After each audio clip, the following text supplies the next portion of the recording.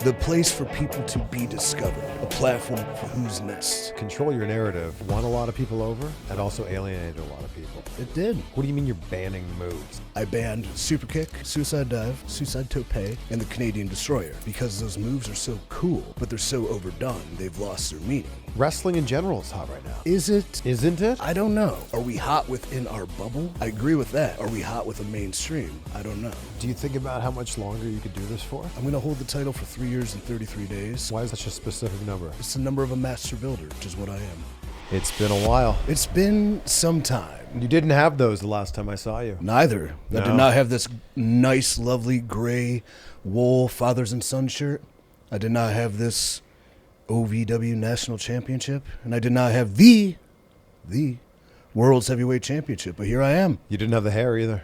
No, I didn't. Last really. time I saw you, you were a goatee and shaved head guy. Yeah, we were doing the gym, right? That was the gym stuff. We did the interview and then the gym. Dude, yeah. And it was like back to back. And you're Oh. like, you got to go away for a while. And I'm like, yeah, you're probably right. You're like, can we do another one? I'm like, we can. But like, why? Nobody cares. We can, and you know, people will see it, but I prefer, and this is the thing about life, delayed gratification. So I'm glad we are here now in this moment. Our fates have aligned once again. Lovely Milwaukee, Wisconsin. We're here for Blizzard Brawl. We have a big show tonight. I'm defending the World Heavyweight Championship against Matt Cardona. And we just have so much to chat about. Last night, I had a wonderful show. NWA Exodus. It's a little promotion I'm running in Cleveland. NWA affiliate territory. So I was rolling around in the dirt and the mud. I was in some thumbtacks. And it's a kid-friendly show. But I had a street fight with one of my former proteges' fodder.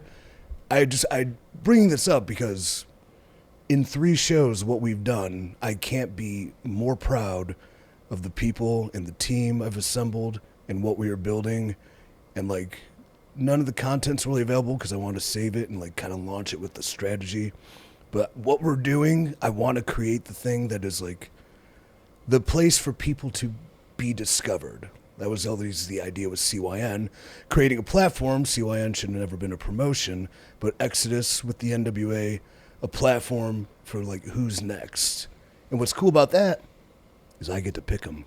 So where did you go from being just like, I want to have matches, I want to be a wrestler, to I want to be part of something that's bigger? I mean, even in the backyard days, I was writing cards in my little, notebook. What was your backyard wrestling name? I was a backyard wrestler too. Okay, it was the Sexual Deviant. Good start, right? But then I just shortened it to the Deviant for. Oh, that was the whole sake. name? That wasn't just a moniker? Yeah. Yeah, and then I'm like, well, should I add a name to it? And then, when I got to the Indies, I didn't know what to, like, I'll be like Mike Adonis, sucks. I'll be like Rip Thorne, sucks. I'll be like, no, I'll just be the Deviant, and then I'll just add my name, Michael Hutter, and it was whatever. But hey, it got me to start. Cleveland Indies, you were there. AIW back in the day, right? Hey, I worked for Prime Wrestling Ohio for a little while too. Yeah. I was Chris Sharp as an as a backyard wrestler. Not bad, right? No, it is, because you're sharp. Thank you. Sharp talking, sharp walking, sharp dressing. Sharp promo. Feel like you've got a contender now. I look like for that NWA Worlds Heavyweight Championship. I do. Does it weigh 10 pounds? Weighs 10 pounds, 0.8 ounces. As I said off air, I measured it on my handy little scale. You know what I mean? Your food scale, of course. Right, yes, of course. You weigh all your food. Yes. So you're saying it's 10 pounds and not quite 1 ounce? 0.8. I'm sorry, so it's 10 pounds, 8 ounces? Yes. So 10.5 pounds. Thank you. My cognition is off today. I apologize. You drove all night, right? Yeah. This is a mess. This could get real bad. I can't wait. You haven't taken one sip of your coffee. You're like, I need the coffee or this can't happen. So at least a little bit of coffee. Oh, he's going to like slurp it up here for the ASMR people that are going to be listening. What happened to your left hand? It looks very... Oh, I'm a jangled mess. Oh. Between my left hand and my left foot. Oh, that's just bad spray tan. Oh, that's not. That's it's like, what bloody orifice is showing? No, yeah, it's just bad spray tan. So you're living back in Cleveland now. Yeah, I moved back to Cleveland, Ohio from Florida. I did not like Orlando. Loved Tampa, loved St. Pete. Orlando was hell on earth. You could have moved to Tampa or St. Pete. I could have. I have family in Ohio, and while my family is still healthy and, young and nothing's wrong, like the family's great, I've been gone for so long, and I realize those are the people I need the most. So wanted to be with them, The interesting thing is you said you moved in May, right? You told me Yeah. off camera. So you moved at the best possible time, right? Absolutely. Like, winter's done. Life's good. Now that I live in California and I lived in Florida before, the thing that I miss about the Midwest and a colder climate is how much they take advantage of warm weather. You really, It's insane. because in May, I'm like, this is normal. Actually, it's better because, Florida's super hot. But when October hit and I walked outside, I went, why? What? But then here's how I tried to validate it, because everyone's all on the, the cold plunge and being cold. I'm like, well, if I just live in the cold, I'm constantly in a cold plunge, right? There is like a concept, an idea that I firmly believe in about being uncomfortable. Yeah. Like, You have to be uncomfortable. You have to suffer to succeed. And so I've actually started making sure I put myself in situations that will be kind of uncomfortable or I don't want to. For example, our interview. I'm super uncomfortable right now. No. But in a social setting and conversations, meeting with what would make me just, feel awkward so I can get out of it or at least challenge myself to enjoy it. So I do that. So yeah, uncomfortable is comforting. how long did you play with the idea of, am I going to move back to Cleveland? Am I going to stay here? Am I going to move somewhere else in Florida? A few months, really. And then it was probably, I was like, I love Tampa. I should go back. Yeah. But kind of an opportunity came about that, of course, did not work out, as things tend to not work out when you do business with people that are not like-minded or driven or hardworking. Whereas I had a facility available to start the wrestling school I always wanted to start. It's not just a wrestling school, but a life academy. Like the Zoolander Center for Children that can't read good. It has to be at least 3 times bigger than that. Yeah. Is this a school for ants? We had, so wanting to create that kind of opportunity came where we'd have the facility to not only run the school, but also run the shows. And we started it, the CYN Cooperative, and I had a good little first class going. And we're teaching kind of higher end. I didn't want to take on beginners yet. It was more like experienced people that need the tools and the facets to get to the next level. Was A what I wanted finishing to teach. school. In a sense. Yeah. A finishing school I consider getting your master's. I'd say this is more of a college. Okay. Because I was going to develop the master's program. In fact, I might be developing one for an online consumption that maybe we can talk about. Or I will tell you about when it comes out. It's close. Yeah. Okay. Anyways, whatever. I'm a terrible salesman. But I'm a genius. You certainly think on a different level. Yeah. We'll get back to it in just a second, but this episode is brought to you by BetterHelp. Happy New Year, my friends. We could still say that, right? It's still January. It's still okay to say Happy New Year, right? Well, this is the time of year when a lot of people start focusing on trying to be better for the year that's ahead. So for me personally, I started doing therapy with BetterHelp last year, and it has made such a huge change in my life. And look, I know that therapy is not something that a lot of people like to talk about, but if you've ever thought about it, I encourage you to give BetterHelp a try. It's done entirely online, which is designed to be convenient, flexible, and suited to your schedule. You just fill out a brief questionnaire to get matched with a licensed therapist, and you can also switch therapists at any time at no additional charge. First of all, celebrate the progress that you've already made in your own life. And if you've ever thought about giving therapy a try, go to betterhelp.com/insight and you'll get 10% off your first month. That's betterhelp, HELP.com/insight. And I feel like with Control Your Narrative, that won a lot of people over, and I feel like it also alienated a lot of people. It did. It certainly did. And I think, too, first off, what is a professional wrestler's number one job? This is an Al Snow question, so I don't know if he said it on your interview, but to get attention, Yes. right? So getting attention.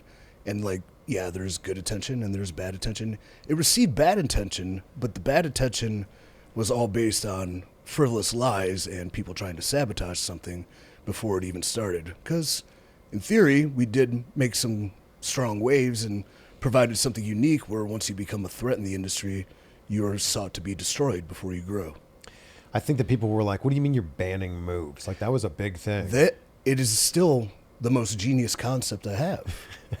Because if you've, like, on the surface, you're overreacting to something where you don't understand or haven't seen the context develop.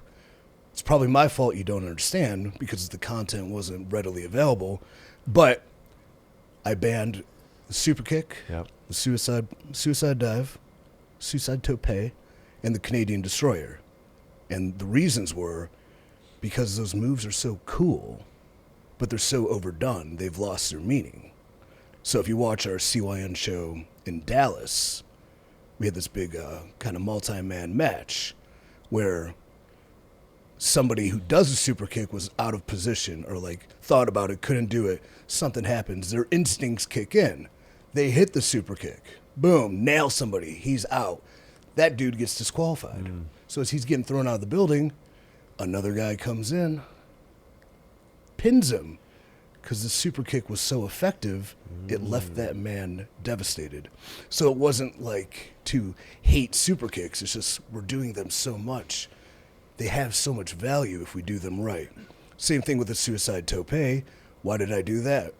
We had a really good reel where I went over every move you're allowed to do. You just can't do this one, right? Yeah. You can go through the top rope. You can go over the top rope. You can go through the bottom rope. You can do a moonsault. You can do a front flip. You can do a quadrubrata. You can do a lion sault. You can do an acai moonsault. You can do a backflip off the top rope. You can do a shooting star off the top rope. You can do whatever you want. Just don't go flying through the middle rope.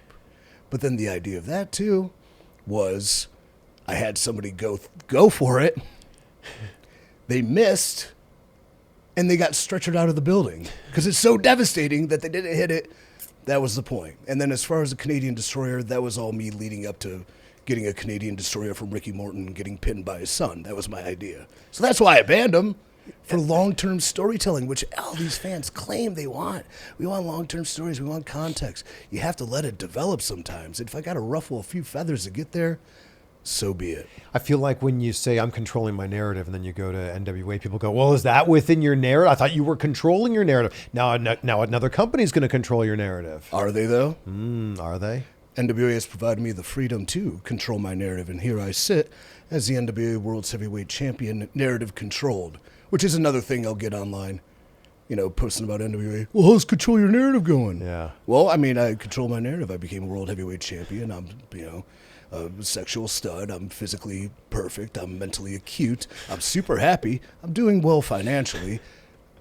It worked out pretty well. Thank you for asking. Like, controlling your narrative, too. Dude, the concept. Tell your story. That was the concept. And that was a story for each and every talent that wanted to come there. Those that need to be discovered, those that want to be reinvented. I'm giving you a platform to tell your story. And the whole thing started because when I would be in WWE or even Impact, TNA, Ring of Honor, like we're looking at the camera, and when the red light would come on, people would play what they think they should be. Cut, you have a conversation with them. Dude, their story's amazing. They're super intriguing people. They've had these ups and these downs in life that I'm like, if you can tell that to the world, we're all like becoming stars because people can resonate with your truth and reality, whereas opposed you think you have to do something, you don't. Like, control your narrative was a test to be an individual and self-realized, self-actualized performer. When Braun Strowman went back to WWE, people were like, well, I thought he was controlling his narrative. Yeah. What happened? He controlled his narrative into a nice contract, apparently. So, no, yeah, too. And you start something new, like, that was, the growth seemed to come, because I started as sort of an off-kiltered kind of way. Well, I'm still working with Ring of Honor at the time, and then with NWA, but, like, it was always off-brand, kind of, I would call it subsidiary content to the wrestling lore. Whatever's happening within wrestling, this is off the side. It's supplemental material. Yeah. It's Shadow of Empires to the Star Wars trilogy. If that nerd reference got anybody. But, like, then the growth happens. You attach a fairly big name to it. There's some intrigue. Next thing you know, there's, quote, television, and there's, quote, agents involved. There's, quote, people are like, see a financial end game.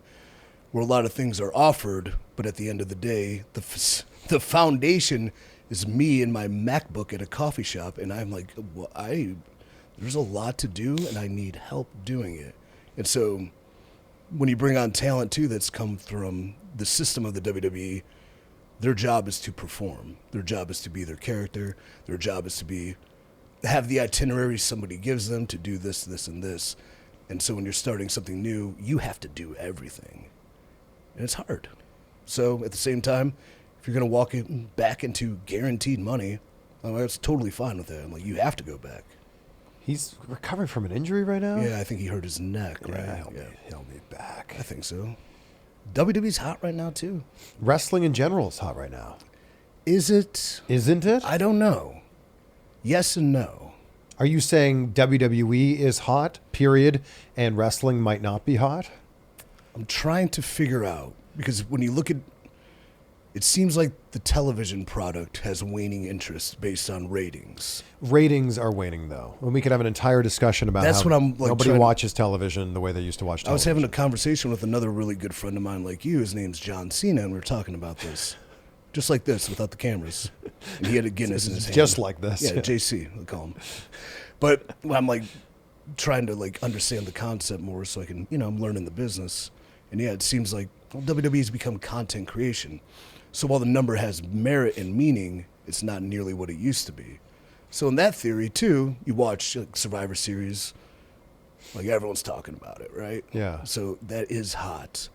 But then is that hotness trickling down to an AEW, to an Impact, to an NWA? Or is there too much saturation? Are we that hot? Are we hot within our bubble, in our niche? That for sure. I agree with that. Yeah. Are we hot with the mainstream? I don't know. That's what I'm trying to figure out. And I think we cater so much to a niche, which you should give the fans what they want, to an extent that we're maybe missing how to reach a mainstream too. So I think we could be hotter. I think the mainstream, though, is so different now. True. Like, I think the mainstream, like, we went from broadcasting where if it was 20 years ago and we were hanging out, we would just turn on the TV and we would channel surf until we found something on TV that we didn't hate. And we go, I guess we'll watch that for the next 29 minutes. And then, too, at the same time, you would actually kind of watch it. But now Yes. we guide Yes. 8,000 choices. Here's The Rock's on from 1997. I'll put that on and play on my phone. Yeah. Right? And I'll put it on halfway through. Yeah. Yeah. Carla was the prom queen. Oh, I'm sorry, that's Nick Cage. Carla was the prom queen. Now, if we were hanging out, we'd go, hey, did you see that match from the other day? Or did you see that clip from whatever? And we would watch YouTube or we'd watch TikTok. Stream it up, yeah. Right. Okay, true. I think the only thing that's really benefiting right now from live television is live sports. I would agree. That's And really I it. think networks want to get back into that. Yes. Does wrestling fit as a live sport, though, or does it fit as a entertainment genre that you don't need? It is live programming, that's for sure. Right. But to say that ratings are down is like to say that people aren't sending as many faxes. Like, so people aren't sending as many faxes. Should we just assume they're not communicating as much? No. Television ratings are down, but YouTube views are way up. TikTok views are way up. Instagram views are way up. WWE reported, 71 million views? Oh, yeah, that's for the what- CM Punk return in 24 hours? Yeah, and that's what Oh, but ratings are down. like JC said, like, we're making more money than ever. Do we Like, really call him JC? Do you really call him that? Yeah, I call him and Jesus Christ JC. I also call Julius Caesar JC. That's it. And we Those call are my you three EC? JCs. Yeah. We'll get back to the conversation in just a second, but as you know, the Royal Rumble is just around the corner. The odds-on favorites, as of this moment right now, CM Punk and Cody Rhodes. And since you know a lot about wrestling, why not make a little bit of money with that knowledge that you have? At MyBookie, you can bet on WWE PLEs. On top of that, you can bet on the NFL, UFC, really any sports, but if sports aren't your thing, you can also bet on politics or your favorite TV shows. When you sign up, use my promo code CVV for a 2-sweet deposit bonus on your first deposit. It's CVV, so easy. Bet anywhere, anytime, anything, including WWE PLEs at MyBookie. What do people call you in real life? It seems We've been EC through this. It's Mike, right? more. Yeah. Well, it's weird. Like if you call me Mike, first I hate Mike. Michael. Michael's cool. Michael's an archangel. Michael's a protector of God. Michael has a sweet sword like I do. I have 2 sweet swords. Where Mike's like, hi, I'm Mike. It sucks. And then you hear people like, you have that weird, like, it's not a boundary, but relationships with people that you're cool with and you're friendly with. Are they really your friends? And you hear, hey, Mike. You're like, what did you say? Or, it shouldn't bother. But, like, what should I call you? I'm like, call me EC, call me 3, call me EC3, call me Michael, call me Hutter. Just don't call me Mike. Can we call you Ethan? Yeah, I get Ethan Really? a lot. Yeah, I Okay. do Ethan every now and then, which is funny, too, because people think it's my real name. Like, may I speak to Ethan, please? Sure. How's your Aunt Dixie? Awesome. Do you actually keep in touch with her? Yeah, we Really? text. I probably text her once a month. We have a little exchange. Could you get her on the show? That'd be fantastic. I'm trying, it was pulling teeth to get her on that OVW guest spot we did. That was cool. That was awesome. Al Snow and I were helping her produce that because she was filming it at home, and like it was just like old times where micro managing and analyzing things that don't matter. It's like all you have to do is just show up and say hi, and just have fun with it. It's like I don't know, is this the right tone? I don't want people to think this, and just have fun. That's what this shit is supposed to be, and I think that's what she never really got to experience because she jumps into the business end, the deep end, to like the competitive shark-filled waters of the professional wrestling world, where a lot of people are, utilizing her and probably manipulating her and trying to get money and this and that. Where I don't know if she ever just had to have fun. She got to have that fun, that this is the reason we do this. I remember she was walking around on the floor of a TNA show that I went to as a fan years ago. And she was so kind and so nice. She took a photo with 700 people. Yeah. Yeah, it was so cool to see that. She's absolute sweetheart. And it kind of like, the difference between a character on TV where she's a bad guy, I guess, to the human that she really is. You internet again, hindsight 2020, people's opinion, like just the things people would say. I'm like, this is one of the nicest people I've ever met. You know what I mean? The funny thing about wrestling is people want to attach a meaning to something like immediately as it happens. And I feel like sometimes you can't really know the true scope of something till you're a day removed, a week removed, a month, maybe even a decade removed. It's like the news. You have to give 3 days for facts to unfold before you can probably generate even close to a reasonable opinion based on misinformation and things like that. Hell, people thought I was funded by the My Pillow guy. Do you remember that? I do. The Mike Lindell, the My Pillow guy. I mean, well, were you? No. If I was, we would be swimming in pillow money. That guy has a now. lot of money. He does really well, enough to follow his other crazy ambitions, right? I also feel like people online just don't have their own opinion. I feel like people will see something, immediately jump to the comments and go, oh, that one lines up with how I feel. Yep, that's the one. I agree with that, and it's unfortunate because finding your own opinion is like the most freedom you can have as a person. You dictate how you think and feel in anything, and I totally agree with that. And sometimes I'll catch myself, like, there's a news story, and I'm like, well, who do I usually agree with? That's what I think. Yeah. Like, no, I don't know that. Hold on. Let me actually, if I really care to, let me look at this from both perspectives. Yeah, and it's weird that we live in a time now where it's like something happens, a newsworthy story, and it's like, well, which side are you on? Where do you sit here? It's like, well, let me collect all the facts here. Let me figure this out. I probably sit somewhere in the middle, but one side's going to tell me I'm this because I'm not on that side, and the other side's going to tell me I'm this because I'm not on that side. And I just want my coffee, man. Like, it's right here. It's decaf. I made the wrong one. Are you serious? Yeah. No. Yeah, it's all right. Can you taste the difference? Yeah. No way. Mm-hmm. You had a fantastic introduction when you won this championship. I wrote it down because it was so good. Descending from the mountain of the highest level of the psychic plane. He is the vision of the future foretold. He is the 0.01%. He is the overman because he's over, man. That's pretty fantastic. Dude, when we finally get on TV, and that makes TV, arenas will be chanting, Over, man. No, they'll be saying the whole thing, I think. hope so. I kind of switched it up a little bit, too. What is it now? So, I wrote this word for word. yeah, that was the intro. Yeah. And I was like, do I really handle a hail from this mountain? So I said, now hailing from home-based Cleveland, Ohio. I switched that up. And then the 0.01%. I think I just went 0.1%. I thought that was too many numericals. So, I was the top 1%, but I've upgraded. Now I'm in the top 0.1%. I'm like, how do you get there? You're the So you went from the 0.01% to now just the 0.1%? Yeah. Oh, I'm so sorry. It sucks. That's 10%. Sorry, that's 10 times down. I didn't even think about it like that. Wow. I'm not a math major. You're 10 times worse now. Well, Jeez. and he's the overman. Huh. But then the question is, he's the overman, so the guy has to go, why? Because he's over. Man. Well, what is Overman? Me. EC3. How'd you come up with this? The Nietzschean psychology, the Übermensch, the original origins of Superman was by Friedrich Nietzsche. And I'll probably say it wrong and people are going to yell at me online. But the OG Superman. So I'm like, I want to, who I think I am, who I really am, is I'm very confident, I would say. I'm not very modest because I'm sick of it. So I feel like I am a real life Superman. I look like Superman. I talk like Superman. I fly through the air like Superman. I don't know if you like Batman, actually. You're right, actually. I do. And Batman's I'm not wearing hockey pads.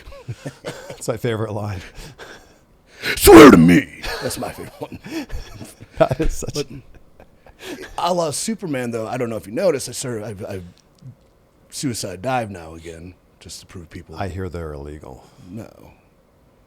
Not in the NWA. They're sanctioned in the NWA. So, act, fly like Superman. But in reality, I'm probably like Homelander. I'm a psychopath. I'm a closet, narcissist. I'm insane, and I want people to just explode with my red laser eyes. So I was thinking, what would a guy who thinks he's Superman but is actually Homelander be? Well, he'd be over, man. Yeah. And then you were talking about making the plates of the prestigious NWA Worlds Heavyweight Championship. So I really give want them a little makeover. In theory, I don't know. I don't believe in babyface and heel. Maybe to an extent you have your protagonist and antagonist.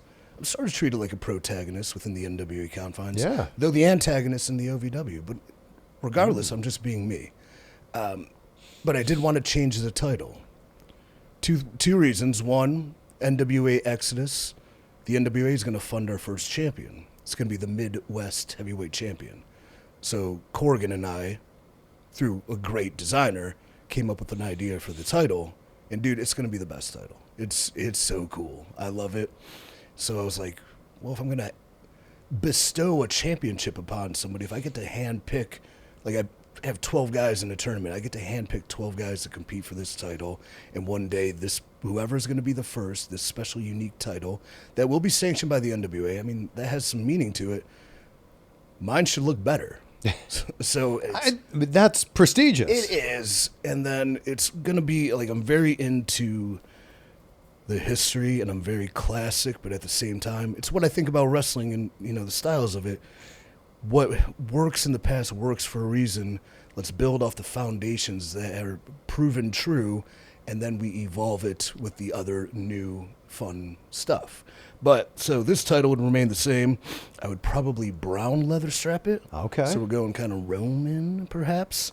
And then as a side plates, I have the great empires of the past. So we'll have Macedonia. We have Sparta. I'm going to have Rome. And then I'll probably put Imperial French in there. I don't know. I'm a big Napoleon fan, even though I heard the movie is terrible. Oh, you haven't seen it yet? No. Yeah. I was going to go opening day, but then I saw opinions online of people who's I usually align with, and he's a cuck to Josephine was the first thing. I'm like, I knew it. And then they kind of say the dude was very intelligent. Yeah. Napoleonic law, and I mean, Rosetta Stone. We can transcribe Egyptian language because of him, in the water systems and all these things he created. The way he led, he was a true leader, regardless of if you agree. I don't know. He wasn't really that, I guess, controversial, but the movie just kind of glosses over it and kind of makes him look like I'm a crazy tyrant who's Well, this is drunk on this power. is somebody else's opinion, though. You haven't Correct. seen I did it. not see it, Have you yes. seen the Iron Claw? No. I heard him. I should. Yeah, with the profession that you're in, you absolutely should. The Iron Claw. I saw it at the world premiere. Oh, is that out The Von now? Erichs movie. No, it's not yet. Okay. It'll be out December 22nd. It's funny, MJF's in it, right? Yes. That's cool. Good for him. He's in one scene. Hey, that's one more than me. Yeah. But I just read it's always been another goal of mine to be in the shittiest movie possible. I just want to be in the worst possible movie. Like The Room? Have you seen The Room? Yeah, sort of. I wouldn't say that bad, but I'd say like Deliverance on meth. I don't know. Right? So I read for this part, and it has wrestling origins, but it's a horror story. And the guy's like, oh yeah, man, this is going to be like Deliverance. You're kind of the Burt Reynolds. I'm like, oh, Okay. sign me up. And then Yeah. if I do this right, it could be terrible, just how I want it. So it's happening? I believe so, yeah. Okay. It'll start in February. Yeah, horror movie. 1980s wrestlers get lost in the wrong part of town. They go, they have a show in the wrong part of town. Things get a little hazy, and then the city's out to get them. So let's see what happens. How much do you think you being over and a baby face in NWA has to do with the fact that you defeated Tyrus for this? Oh, probably huge. People really didn't like Tyrus. No. I grew this industry with him, so we're very close. And at the end of the day, in the concept of what we do as a business, he did me a huge favor. You know what I mean? Passing that torch, his career, Yep. bestowing me to be the one to take him out, which one day I will bestow upon somebody, and that's how we grow the business. And we try to leave it better than when we found it. But yeah, I mean, partly because he's in a political atmosphere, so he's going to alienate 50% of people, and partly because he's been around for a while. People don't like big men. In reality, he's huge. He's a dominating figure. And that match too was one of my favorites. By no means is it a quote good wrestling match, but what I wanted it to be was a Greek tragedy. And I think I accomplished that. So I owe him a lot, and that probably does help why I'm a protagonist, because I defeated him. But also I'm pretty good too. There was actual hate towards him as the wrestling character. Yeah. And then there was people genuinely just do not like Tyrus. And you put that together, and then he becomes this mega heel. Yeah. So then on the other side of that, we have no choice but to cheer for you. Perfect. By default, the best babyface you can be. It's funny too, because he does his little live stand-up shows, and those sell out. Yeah. Oh, So he's very loved. popular. Right. He has. I'm so proud of him too. He has 2 books, Yeah. not 1, 2. Yeah. And we were always talking about books when we were on the road together, and I'm like, this guy beat me to writing not 1 but 2. Good for him. Well, why aren't you writing a book then? I have no excuse other than I come and go with it, and then I don't know where to go. Do you read a lot? I do not read enough, but I do read a lot, I would say. What are you reading right now? What am I reading right now? The Prince, Machiavelli. Oh, wow. Yeah. But I try to make sure I read in the morning. Yeah. If I get 10 pages in, at least I feel like I've accomplished it. But I think when my evening ends, I can add more. But instead, I kind of just find myself in the endless loop of catching up on bullshit. If you could read 10 pages a day, you read a book in a month. Yeah. I think about that all the time. I'm reading Be Useful right now, Arnold's book. Okay. It is fantastic. He's a motivating fellow. He really is. In fact, that's what chapter 1's all about. He's like, I didn't realize how much people were aligning with that, so let's write a book about it. That's cool.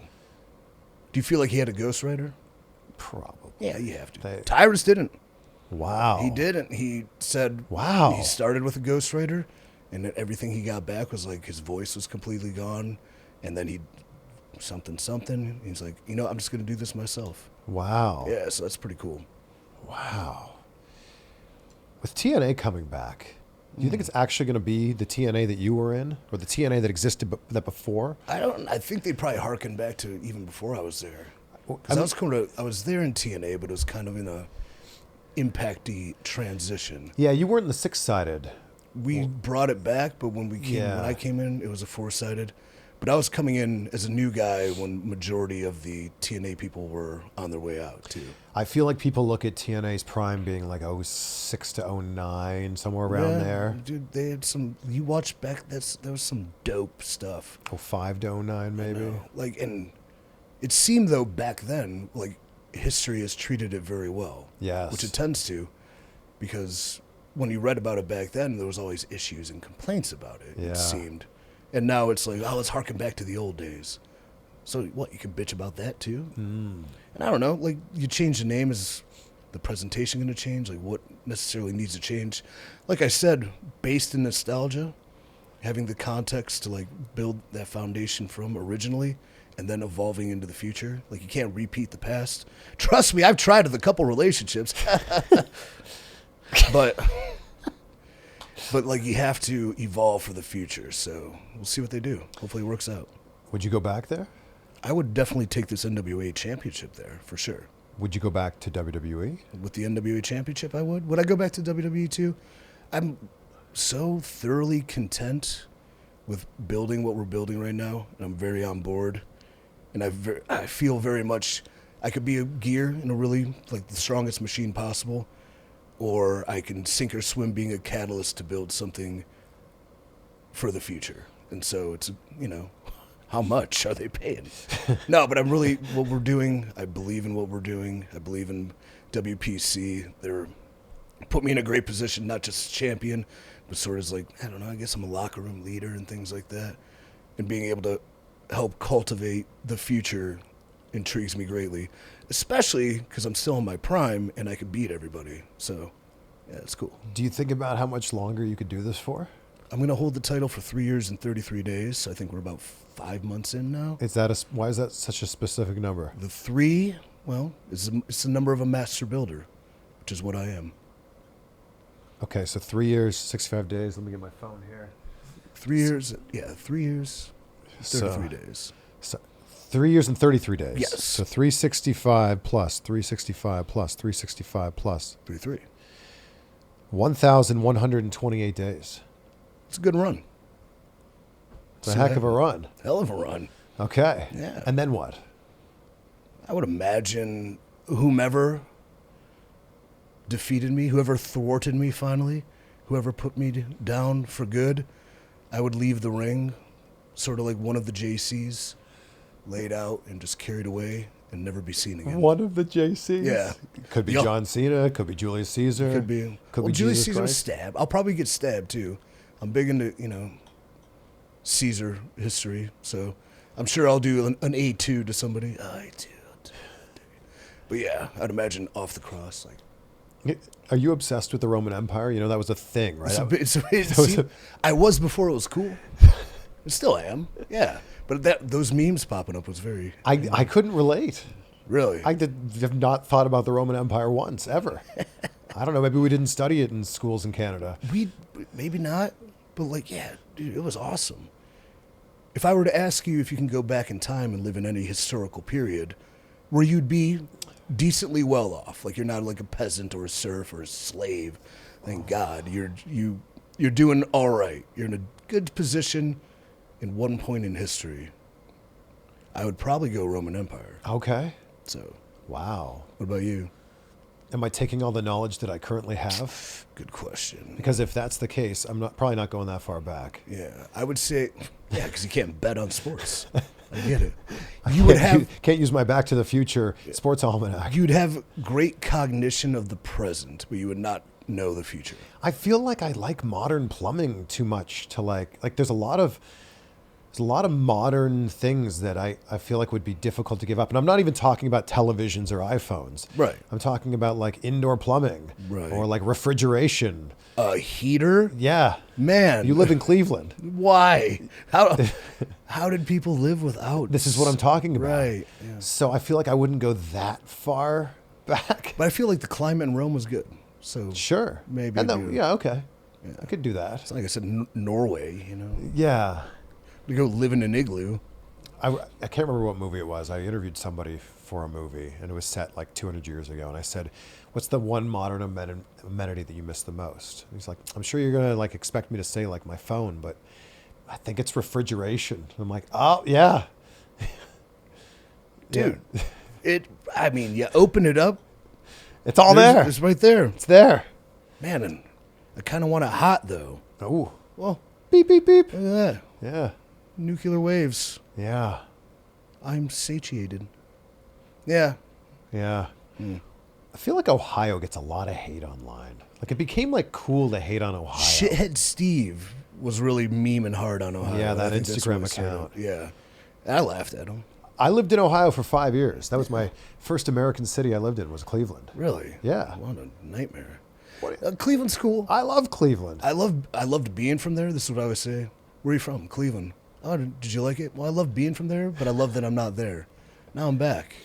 But it is a cool city. Are you It's in got actual Cleveland? I'm in a suburb. Yeah. You can tell me off camera. Yeah. Is it Parma? No. That's where the Miz is from. Yeah, it is. Mrs. Dad was at one of my shows. George. Yeah. Mr. Hero. Yeah, Ohio became the butt of a lot of jokes. Still is. I wonder why that is. Yeah, it's like 'Cause, I mean, it's like- nice teeth. You look like you're from Ohio. What? We have dental hygiene. I mean, like, do they? I drove through Indiana yesterday. I think Ohio's better than that. Hey, Drove through Illinois. I get it. Chicago, big just call it city. Illinois. Illinois. The Iliad annoyed. I was in Illinois last weekend. I was in Chicago, and it was funny how I was talking to some of my friends that live there, and I'm like, "Oh, like how long have you lived in Illinois?" And they're like, "Oh, I've lived in Chicago for so long." I'm like, "It's funny. You won't even associate it. Right. You won't even act like you're from Illinois. You're from Chicago." Yeah. That was fascinating. It's its own little country, I guess. Yeah. Hey, you know what's cool? Oklahoma. Okay. I didn't mean to do that. Hey, no, I went over With AJ, right? Yeah, so they got a lovely AJ Sims Cement Factory. They have a lovely place with a little guest house, so they let me go there to cool my jets when my head's gonna explode. But you got the dump. But man, there's horses running around. The sun's out. You see the sunset. You see it go down, up, and it was lovely. He sent me a video because I think we're thinking about leaving California now that we have a little one. It's like, I don't know where the move's going to be to. And he sent me a video, and he's like, well, this is what I got here, and I probably paid a fraction of what you paid for your house. Very reasonably priced, considering. Yeah. He lives like a king. Yeah, it's a huge, beautiful house. It is. Maybe you got to move to OK. I think OKC. I think about it. Depends where mom and dad want to go. You know what's good about Cleveland right now is the Browns are tolerable. They're tolerable. But here's the They're thing. good.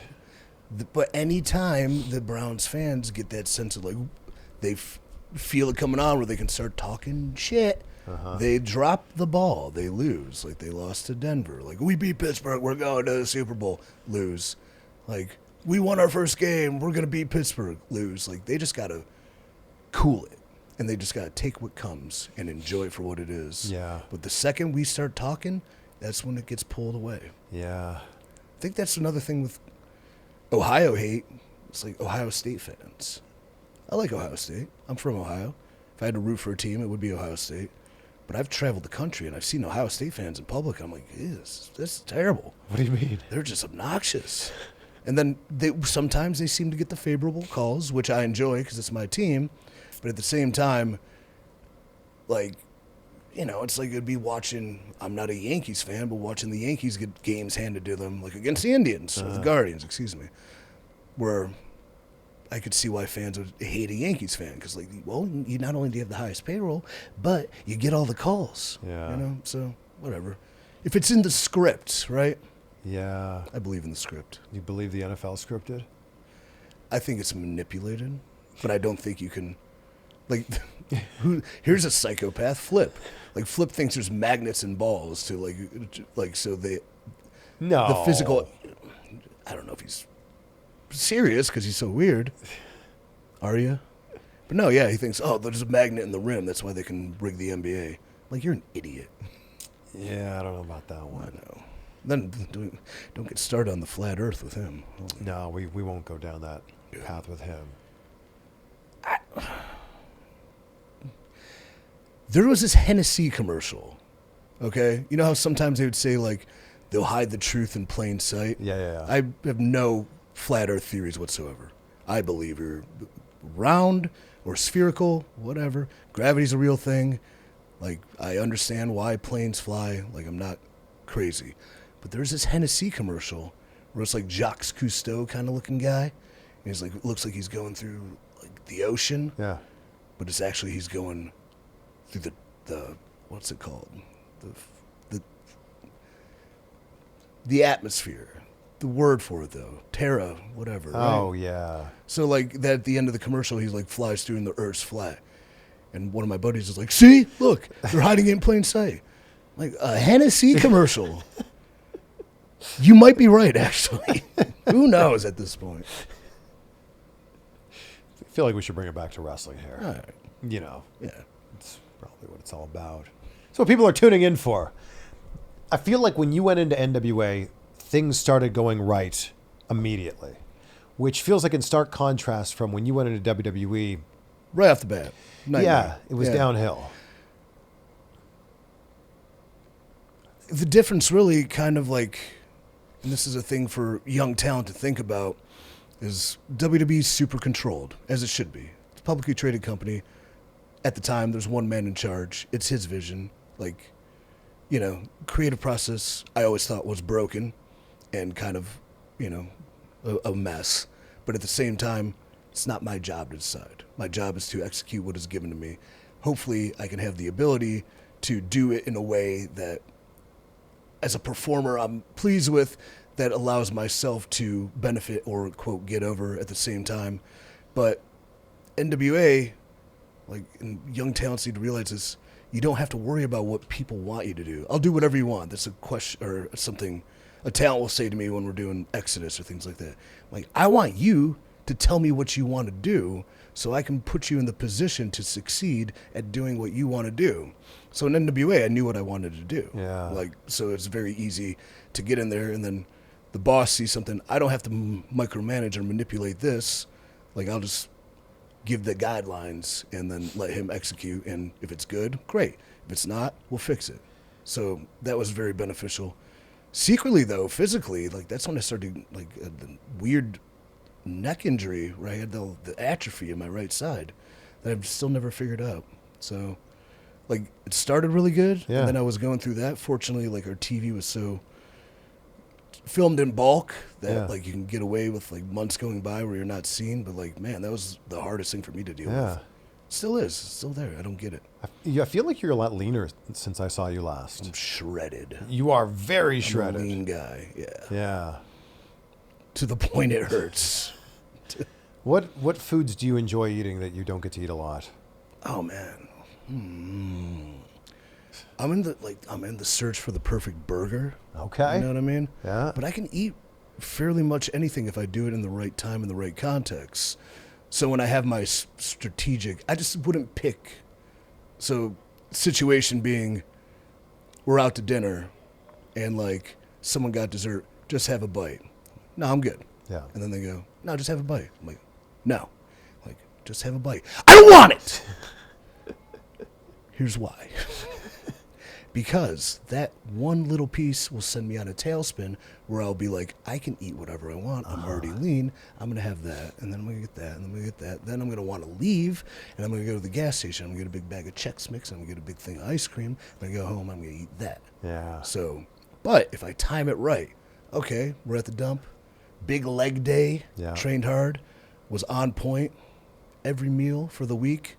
That one meal, I strategically plan to satiate my needs. Yeah. So what I'll do, usually turn off the lights, light a candle, maybe two, play some soft music, take whatever I'm getting. Like, I will not have these meals with humans. I'll do it by myself, and I'll just enjoy it, and I'll sit there, and I'll In the dark.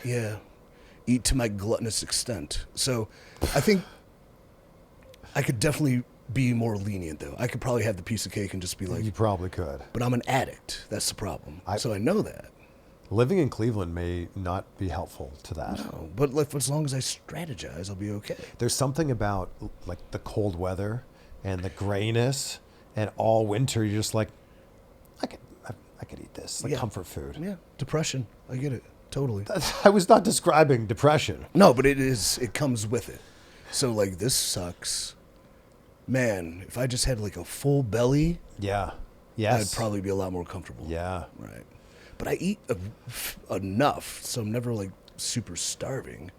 I church up the things I eat decently, so it's not too bad. I was surprised when I worked with AJ how much I ate. Yeah. It was a lot. Tons. And I ate that much and I got shredded. Yeah. Well, here's the thing too that I'll do, and this takes up a vast majority of my time.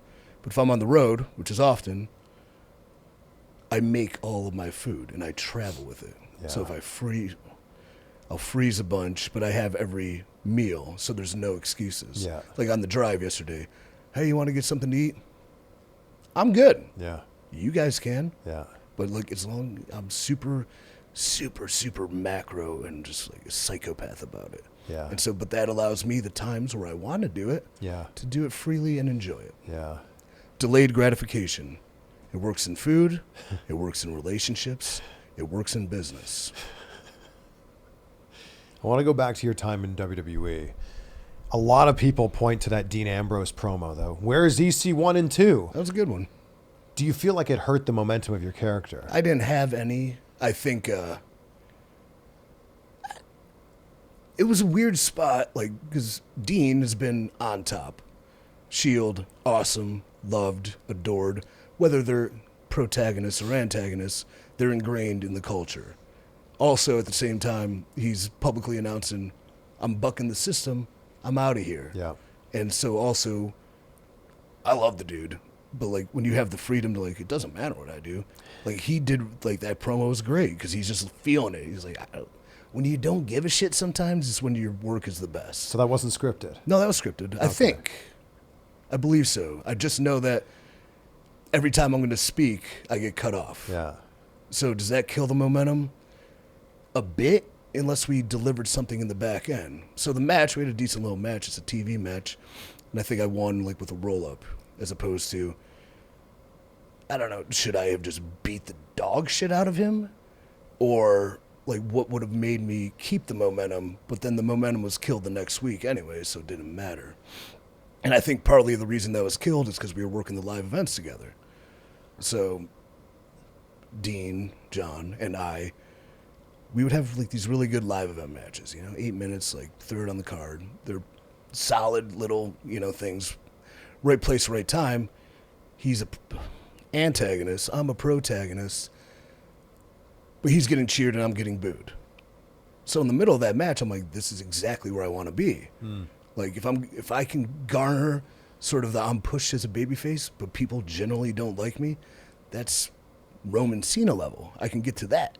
Like that's where I need to be because I'm a shit babyface. So like we're working these matches and I'm working as a babyface and my comeback's getting booed and his, heat's getting cheered. And like I'd slip over and slip over and slip over. On the last night, because we're A, really good professional wrestlers, B, tired of like always doing the same thing, we're in the middle of the match and they're really anti-me and they're really for him. And I think he has me in the hold. He's like, do you just want to switch it up? I'm like, yeah. And so in the middle of the match, like, I take over and now I'm playing kind of the bad guy and I'm, beating the dog shit out of him. And now he's firing up and he's making a comeback and same finish, like whatever, but like we went about it a different way. Yeah. Apparently that got back to the office, to Vince perhaps. I don't know for sure, but like when you buck the system, you're spitting in his face sometimes. So it's like a power play. So the next day on TV, momentum's cut. And then it's just nothing after that, right? Yeah. So just one. I mean, the point of what we do is to garner the reactions that people are like feeling and getting. So like by doing that, I think that's the right move as a pro for a wrestling show without any context. It's a live event. People are there to have fun, cheer and boo, and see a good show. But then at the end of the day, wrong place, wrong time. Really. It's a live event. Who cares? Right. I feel like those are so much more loose. But then, too, is he like, well, I'll punish him, but I can't, so I got to punish him for... Or is it just like, well, this guy, what an asshole. How dare he? Who does he think he is coming in here? It could be anything. Or he looked at me wrong. Fuck him. Okay, like, so that kind of, like, that would kill the momentum. I think, too, the ability to not speak Like, how do you defend yourself short of beating somebody up, right? So there's a lot. It just didn't work. I'm not mad at it, though. I mean, we've talked about this ad nauseum, but it just doesn't make sense to have you not speak, especially with the great work you did in TNA. Yeah. 2-time world champion there. 2. Yeah. I'm an EC3 world champion now. That's cool, right? Yeah, unfortunately. But at the end of the day, did I have to go be uncomfortable? Did I have to suffer? Did I have to struggle mentally, physically, because then I get a bunch of concussions? Did I have to go through all that to get to a point where now I'm where I need to be? That's the way I look at it. I feel like maybe you were born in the wrong time. I always wonder if it was late 90s and Rockstar Spud and I were on Raw and Vince Russo was booking. Oh. How many stunners we would have been taking? Oh, shit. Hundreds, and it would have been awesome, every one of them. Rockstar Spud in that time would have been like Spike Dudley. Yeah. He's the best. Yeah. Did we talk about everything? I don't know. I don't know. Did we? What did we not talk about? We talked about Rome. We talked about Flat Earth. We talked about nutrition, diet. We didn't talk about Tony Robbins. Did we want to? No, We can. Yeah. No, you're reading his book. I quote him frequently. He's got big old hands, huh? He's a big dude. Yeah. Do you know anything about OsteoStrong? Okay, it's some sort of bone density. Know nothing about it. machines that he kind of got behind. Oh. That I'll do sometimes. So shout out OsteoStrong Willoughby, proud sponsor of NWA Exodus. Yeah. I do a lot of stuff like to try to. I need better recovery. That's what I need to work on. I have a cold plunge. Next time you're in California, you're welcome to come over and cold plunge with me. I do red light therapy as well. I do red lights. I have a PEMF pad. See, I need one of those. But you could just ground. You could just walk on the ground. Same thing. Yeah, but I'd rather just sit there and let the machine do the work. We do a lot of biohacking in our house. What else? I mean, I feel pretty good about the conversation.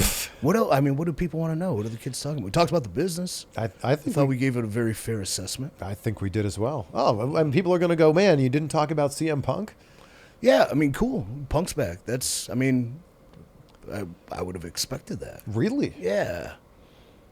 Especially with the way it ended over there. Like, a guy like that's not going to go silently in the night. And so he will get the last fuck you any way he can. It's an interesting situation to me because I think that if the AEW debut doesn't happen, then the WWE return doesn't happen. I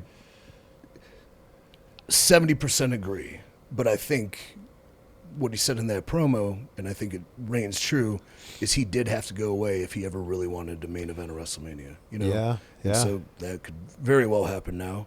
I think, too, with Vince kind of not as hands-on, I think that was a lot of the butting heads because they just... Yeah. And I want to say they didn't see eye to eye. I don't know their personal relationship. But I think Vince had an interpretation of him, and Phil has an interpretation of himself that didn't align. But I think Trips is a way easier to collaborate with. And I think great creative is usually a great collaboration between a talent, writer or creator, or anything. So with that collaborating skills, I think there'll be a compromise where everybody wins, and it's probably going to do really good business. It is amazing to me that he can say all of the things that he said about that company. It's true. And they didn't really disparage him in any sort of way. They just didn't really talk about him. He says all of these terrible things, and then they bring him back, and all is forgiven, which I actually feel like could be like a great metaphor for life. It is life, and like a lot of things that I went through with a lot of people who didn't know a thing about me, lying about me, saying all these horrible things, threatening my life at times for no reason whatsoever. Like, I forgive you, but you have to forgive. You do. It doesn't mean you forget, but at the same time, you don't forgive people for them. You forgive them for yourself, so you can move on and you move forward. What's that phrase? It's not forgiving someone is like drinking poison and expecting them to get poisoned. Right. Man, it reminds me of Romeo and Juliet. But that's, I mean, that when I heard it phrased that way, that changed everything for me. It's like, I am so angry and bitter about this other thing that person's probably not even thinking about. Not one bit. At all. You're sitting there stewing about something. They're like on their phone playing Candy Crush. They don't think about it at all. And all it takes is for you to just let go. Yeah. And realize that that's the thing. You need to forgive yourself. It's like the Frozen song said, you know? Wow. Let it go. Oh, I have a theory about Frozen. Oh, yeah? Everyone is like a huge Elsa fan. I've never seen it. You haven't seen it? Oh, then this is going to go way over your head, but I got to finish for everybody that's listening. Everyone's a big Elsa fan, but Elsa actually spends most of the movie as a recluse. She almost kills her sister, Anna.